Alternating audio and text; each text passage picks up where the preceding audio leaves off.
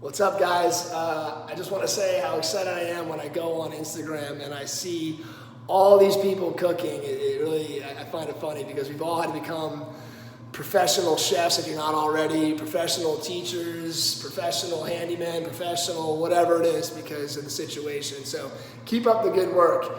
I want to share with you guys the tools that I always have in my knife kit. I have many tools, but I'm going to share with you guys the ones that I can't live without, I can't not have, and I bring to work with me every day when I'm cooking.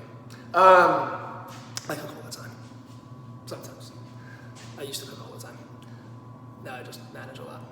Anyway, so the first tool that I always have is a microplane. Okay, this is great for cheese. It's good for grating cheese like Parmesan. It's good for zesting chocolate.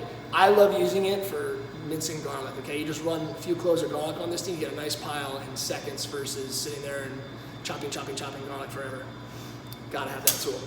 The other one I always have is a Japanese mandolin. Super great for thin uniform slices of cucumbers or carrots or peels. It's also good if you want to make a stir fry. They have other attachments. You can do what's called a julienne, which is like those little shoestring things. Perfect for that, okay? Just be careful with your fingertips because it stings when it gets in.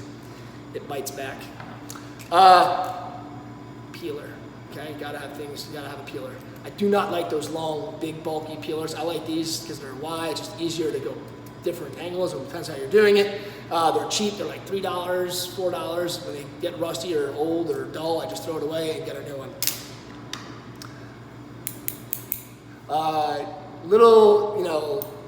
I got these at an Asian market. Actually, these were a gift from my old boss, Anthony Amoroso. Shout out, Anthony. What's up?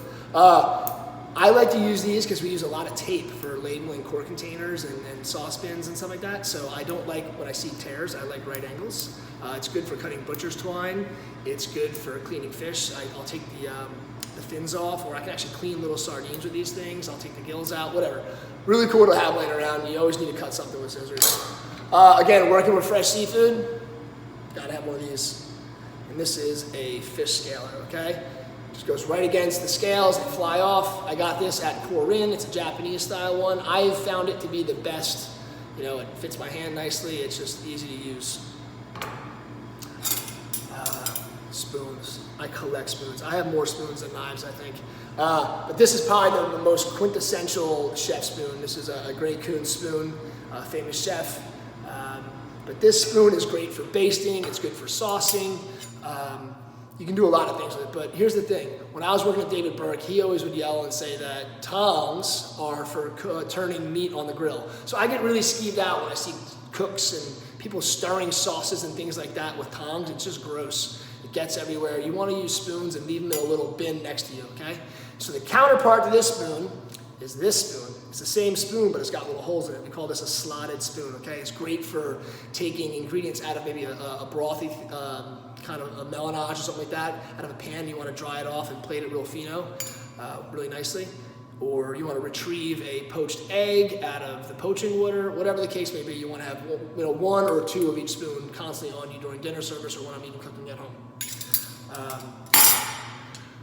Seafood. You're going to be working with a lot of seafood. You want to have one of these. This is called a Peltex, or just we call it a fish spat. But look at the shape of it. It's kind of got this nice little bend to it, and it's nice because you can hold it and you can kind of peel the fish back without damaging the seafood because it's a lot more delicate.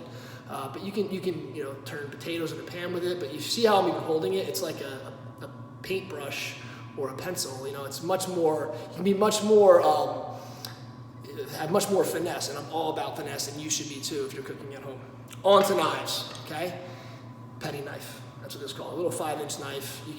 They call it a utility knife or a paring knife.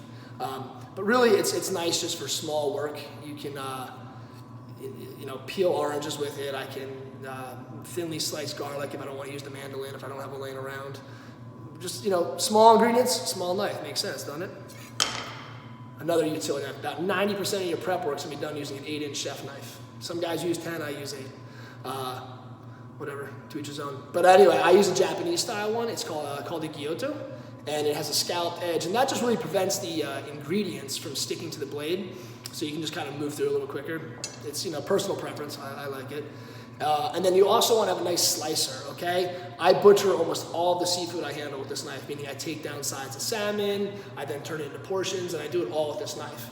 You can also use this knife if you're going to carve a roast, if you're going to maybe cut some thin sliced tuna for a sashimi or a poke or something like that. Again, just a nice slicer. First knife I ever bought, I bought this thing like 20 years ago, okay? I don't know if you can see it in the glare, but it's a Forstner 10-inch chef knife. I guess I thought a bigger knife was more important back then. It's pretty intimidating looking. But really, I use this thing now for cracking beer, for cracking lobster, and I just leave it out during service because I gotta cut something real quick. But all my prep should have been done before service started, so whatever. But I like to leave this one out, God forbid, but at least if it falls, I know it's not gonna break. And the last knife you must have is a good bread knife, okay? This is a banana bread knife. I don't know where I even came with that term, but I think it's shaped like this, or maybe I heard it somewhere. But super versatile. You can use it for a lot of things, obviously bread, duh, but I use it to cut through, crusted, maybe like fish or something like that, where you want to kind of saw through it because you're worried about pressing down on it. It's good for rough chopping onions and stuff like that. But it's a great knife.